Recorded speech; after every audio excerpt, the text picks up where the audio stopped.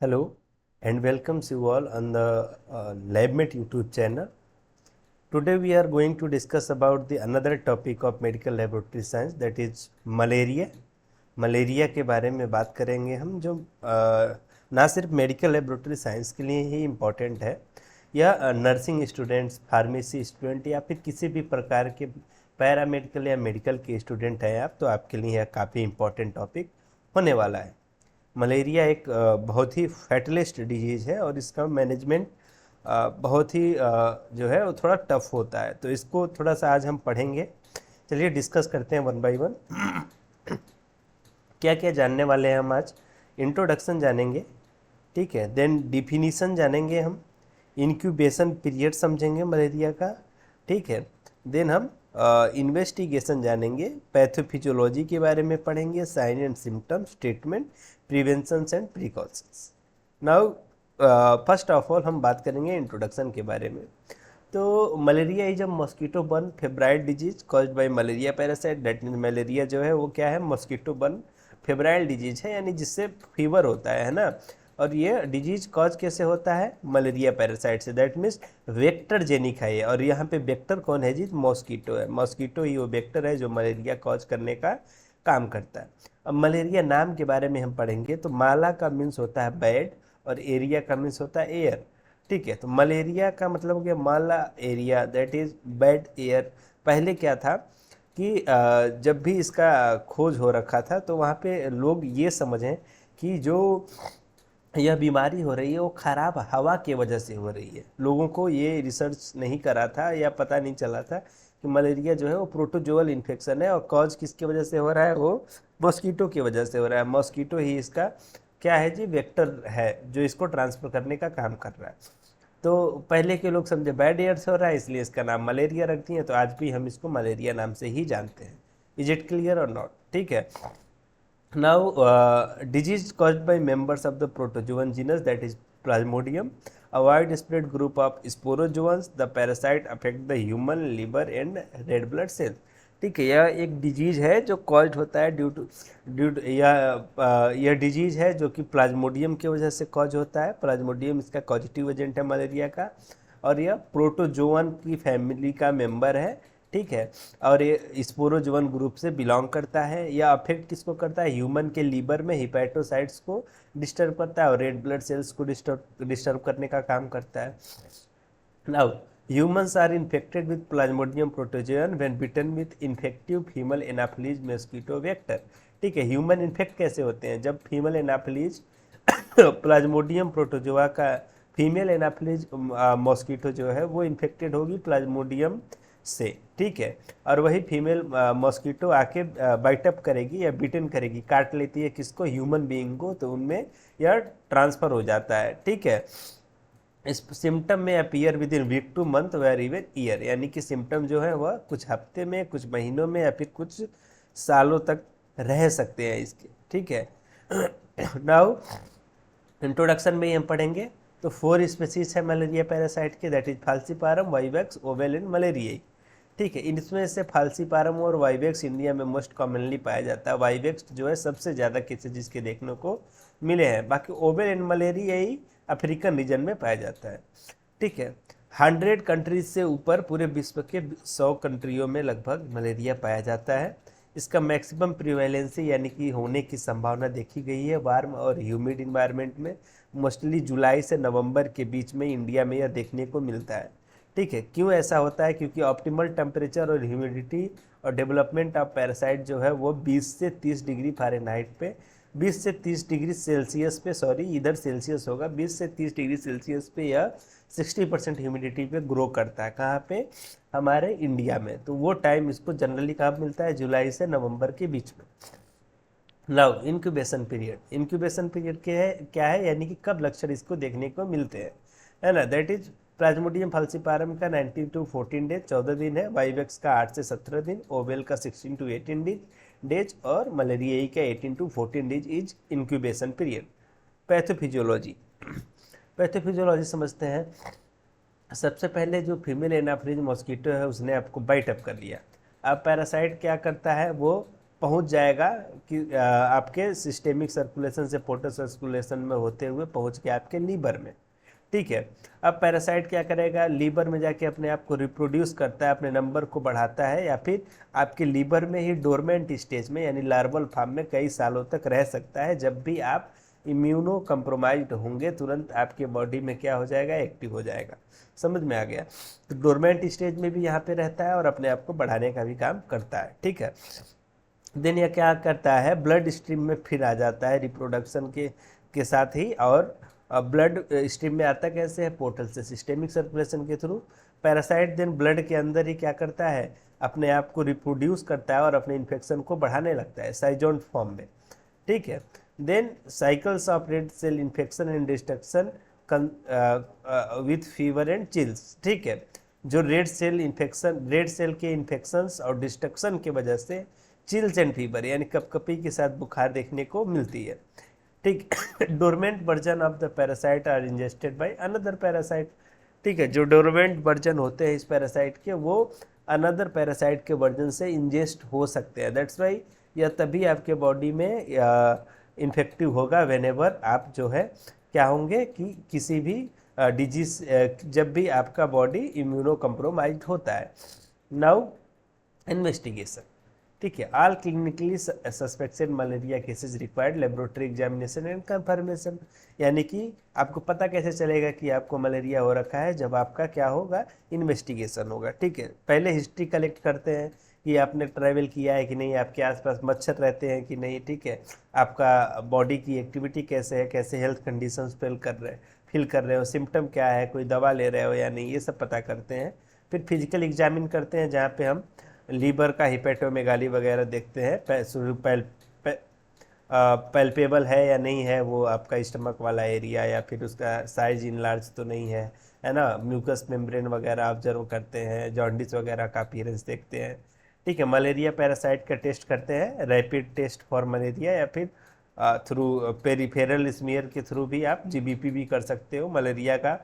उधर parasite trophozoite या larva form में, ट्रोफोजोइट में, गैमेटोसाइट में, रिंग फॉर्म में, मार्जिनल रिंग फॉर्म में आपको यहाँ पे दिखने को मिलेंगे। बोन मैरो स्मीयर भी कर सकते हो आप, और सीबीसी में टीसीडीसी देखते हैं, तो टीसीडीसी कम होने के चांसेस रहते हैं, टोटल काउंट कम हो जाएगा, डिफरेंशियल काउंट में हो सकता है लिम्फोसाइट बढ़ जाए। वाइल सीबीसी क्या होता है, सीबीसी में हीमोग्लोबिन कम देखने को मिल सकता है व्हेनेवर रेड सेल डिस्ट्रक्शन ज़्यादा हो रहा है तो। Now differential diagnosis for uncomplicated malaria. और अनकॉम्प्लिकेटेड मलेरिया के डिफरेंशियल डायग्नोसिस क्या क्या है। ठीक है, हम लोग इलनेस कंसीडर करते हैं, ठीक है, जब अपर रेस्पिरेटरी ट्रैक्ट इन्फेक्शन होगा। ठीक है, pharyngitis, tonsillitis, ear infection, pneumonia, measles, dengue, influenza या टाइफाइड फीवर का तो उसमें भी मलेरिया जैसे सिम्टम देखने को मिलते हैं। रिमेंबरिंग दैट द पेशेंट में be suffering from more than one illness, यानी कि एक इलनेस के साथ भी और भी इलनेस हो सकता है। आपको जो भी सिम्टम है मलेरिया का वो दिख रहे हैं तो ज़रूरी नहीं है कि वो मलेरिया ही हो सकता है इनमें से भी वो कोई डिजीज हो सकता है। समझ आया आपको? डिफरेंशियल डायग्नोसिस के लिए ये बात कर रहे हैं हम। और इलनेस क्या हो सकता है, जैसे मीजल्स हो सकता है, meningitis, tonsillitis, dengue, otitis media, influenza, pneumonia, typhoid fever, tuberculosis and hypoglycaemia. Now events in human start with bite of mosquito, है ना। क्या इवेंट्स होते हैं ह्यूमन बीइंग में जब भी मॉस्किटो बाइट करता है? तो पहले तो समझो मैन क्या है, इंटरमीडिएट होस्ट है ना। फर्स्ट वन डेफिनेटिव होस्ट इसका कौन है, मॉस्किटो है। तो मॉस्किटो में क्या होता है, सेक्सुअल रिप्रोडक्शन होता है, एसेक्सुअल रिप्रोडक्शन ह्यूमंस में होता है। ठीक है, तो man is the intermediate host and definitive host is the mosquito. Sporozoite are infective form, जो इसका स्पोरोजोइट है वो क्या है, इन्फेक्टिव फॉर्म है। स्पोरोजोइट ही क्या करता है, जो हमारा ये मॉस्किटो है वो ट्रांसफर करता है हमारी बॉडी में स्पोरोजोइट से।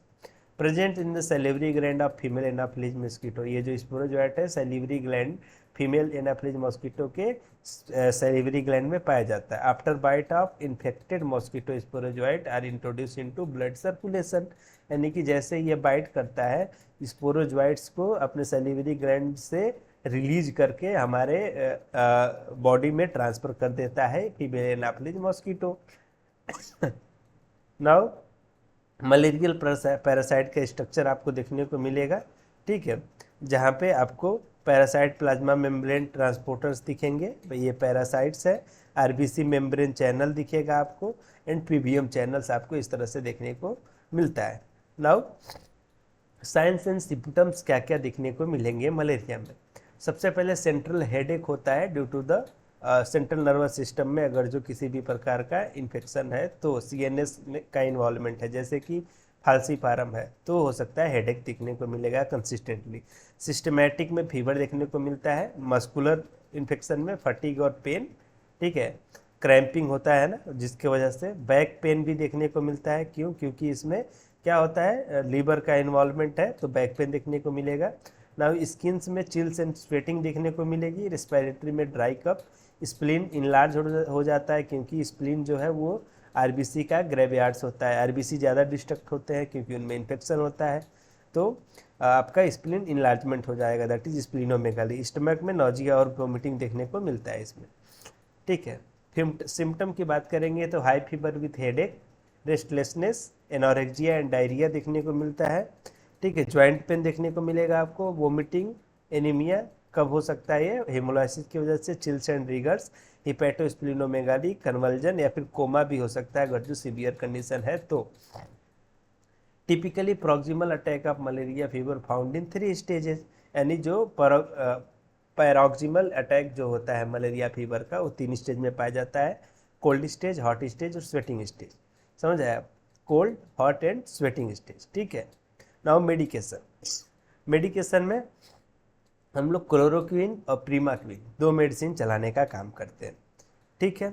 नाउ क्लोरोक्विन जो है वो 1.5 ग्राम बेस देते हो पर टेबलेट, 150 ग्राम बेस होता है पर टेबलेट में, तो 25 mg बेस आप पर केजी डिवाइड कर सकते हो, और 3 डेज के लिए इसको आप देने का काम करते हो, ओवर 3 डेज, ठीक है। डे 1 में आप 10 mg बेस पर केजी के हिसाब से दोगे, ठीक है, और 5 mg बेस पर केजी के हिसाब से डे 2 में, और डे 3 में 5 mg पर केजी के हिसाब से आप दोगे। ये साइकिल चलती रहती है टिल द आपको पता चल जाए कि हाँ अभी पैरासाइट एब्सेंट है इनकी बॉडी में। तो नाउ स्टार्ट प्रीमाक्विन की बात करेंगे तो 7.5 mg पर बेस या टेबलेट देने का काम करते हैं हम लोग। नाउ हमारा जो क्लोराक्विन है वो 0.5 mg पर बेस 0.5 mg बेस जो है पर केजी के हिसाब से 2 वीक के लिए देते हो आप। फूड के साथ देना है इसको। G6PD का स्टेटस चेक करते रहने हैं, क्योंकि यह क्या करता है, बड़ी मैसिवली G6PD के साथ रिएक्ट करने का काम करता है, और G6PD डिफिशियंसी होती है जिससे बहुत प्रोबेबली क्या होता है, बॉडी में हमारा एनीमिक हो सकता है बॉडी, ठीक है। Now malaria management of malaria उनको फॉलोइंग मेजर्स के हिसाब से करा गया। पहले early detection and early treatment. Firstly क्या करना है, अर्ली डिटेक्ट करना है through the lab diagnosis, through the taking patient history and all. उसके बाद से अर्ली ट्रीट करेंगे हम लोग, जैसे आपको अभी बताया मैंने, क्लोरोक्विन और प्राइमाक्विन का आपको डोजेस देने होते हैं इसमें। देन मॉस्किटो कंट्रोल मेजर्स जो भी हैं, लाइक नेट यूज करने हैं, आपको अगल बगल सैनिटेशन एंड हाइजीन मेंटेनेंस रखना है फॉर द कम्युनिटी के हाइजीन एंड सैनिटेशन के लिए। Then community awareness is also the part of malaria management, क्योंकि यह एक पुअर हाइजीन और सैनिटेशन प्रोग्राम से होने वाला डिजीज है, ठीक है। ना अर्ली डिटेक्शन की बात करेंगे हम, ठीक है। Early detection of fever cases in the community by house to house visit by the health workers in every 15 days, यानी एवरी 15 डेज में हेल्थ वर्कर जो भी होंगे, तो जो भी मलेरिया अफेक्टेड रीजन होंगे वहाँ पे जाके क्या करेंगे, वो असेस करने का काम करेंगे, किसको फीवर का केस का स्टडी करेंगे कि इनको फीवर किस प्रकार से हो रहा है, प्राइमरी फीवर हो रहा है, सेकेंडरी, टर्चरी या क्वार्टरनरी फीवर हो रहा है। Now early administration of chloroquine को अर्ली जल्दी से एडमिनिस्टर करेंगे, जैसे कन्फर्मेशन मिल जाता है कि इस पर्सन को फीवर है, तो सारे फीवर पेशेंट को ये आप एडमिनिस्टर करोगे क्लोरोक्विन को। नाउ ब्लड फिल्म को कलेक्ट करोगे आप, थिक एंड थिन बनाओगे स्मीयर इसका, और लेबोरेटरी एग्जामिनेशन के लिए भेजोगे ताकि उसमें मलेरियल पैरासाइट विजिबल हो रहा है कि नहीं। जैसे मैं आपको बताया, मेल फीमेल गैमेटोसाइट, साइजोन, ट्रोफोजोइट, और इसके गैमेटोसाइट्स देखने को मिलते हैं, और ring form, marginal ring form, ये सब देखने को मिलता है। Administration of medical treatment to all positive cases of malaria, यानी कि सारे patient positive cases of malaria में हम लोग एंटी पैरासिटिक मेडिसिन चालू कर देंगे या फिर एंटी मलेरियल मेडिसिन चालू कर देंगे, दैट इज क्लोरोक्विन एंड प्रीमाक्विन। यह क्या है, अभी इसके थ्रू से हम लोग क्या करते हैं, स्किन पंक्चर करके क्या कर सकते हैं, हम कलेक्ट कर सकते हैं ब्लड को, स्मीयर बना के थिक एंड थिन स्मीयर के लिए भेज सकते हैं। Now mosquito measures, anti mosquito measures के लिए हम क्या कर सकते हैं, एंटी एडल्ट मेजर में डीडीटी स्प्रेइंग कर सकते हैं, डीडीटी का स्प्रे आता है उसको आप छिड़काव कर सकते हैं। नाउ एंटी लार्वल मलेरिया के लिए लार्विसीडल ऑपरेशंस होते हैं, अगेन उसके केमिकल्स मिलेंगे आपको, उसका छिड़काव कर सकते हो आप।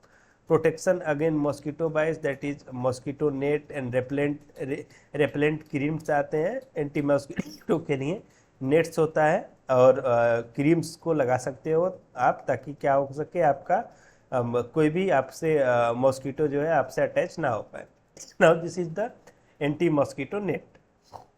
Now methods of control, control कैसे करेंगे हम, ठीक है, रिमूविंग और poisoning the breeding grounds of the mosquito or the aquatic habitats of the larva status, for example by filling or applying oil to places with standing water, that means कि जो भी water वाला area होगा जहाँ पे अपना toxins को इकट्ठा कर रहा है, अपने आप को ब्रीड आउट कर रहा है मलेरियल पैरासाइट, उस वाले एरिया में ऑयल फिल करोगे या फिर उसे क्लीन करोगे आप, दैट इज हाइजीन मेंटेनेंस का काम है। डीडीटी स्प्रे करोगे आप, early management in disease surveillance करोगे आप, monitoring and evaluation of drug and insecticide resistance monitoring, ये सब आप प्रोग्राम करोगे throughout the method of control.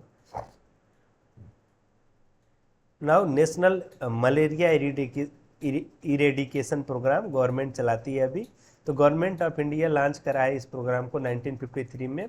The national eradication programme consist various measures, क्या क्या मेजर्स हैं वो, administering anti malarial drug that is chloroquine and primaquine, इसको administer करने का काम करता है गवर्नमेंट, ठीक है। क्लोरोक्विन 10 mg 3 दिन के लिए देता है, और एनकोडिक्विन with 500 mg, sulfamethopyrazine that is 5 mg, और 25 ग्राम पायरामेथामाइन विथ 500 mg सल्फोडॉक्सिन।